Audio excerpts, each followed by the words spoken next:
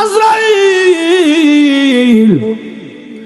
আমি জানি যে কোনো সময়ে মালাকুল মউত সামনে আসতে পারে। এই জন্য আমি যখন ঘর থেকে বের হই, ওযু করে ঘর থেকে বের হই। এখন আমার গায়ে ওযু আছে।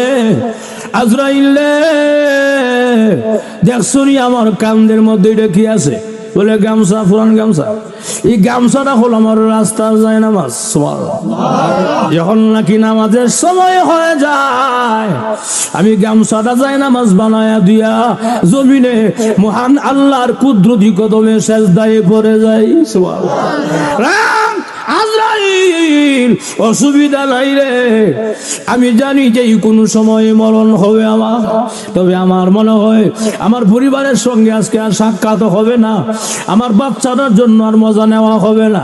অসুবিধা নাই রে, দুনিয়া দেখেছি জীবনের কাউকে যদি ফাঁসি দেওয়া হয় সরকারি আদালতে, জীবনের শেষ মুহূর্তে একটা ইচ্ছা পূরণ করা হয়, তাকে ইচ্ছা পূরণ করা হয়। আজরাইল, এটা আমার জীবনের শেষ সময়, আমি জানি না আমার এরকম শেষ ইচ্ছাটা পূরণ হবে কিনা। আমার ইচ্ছা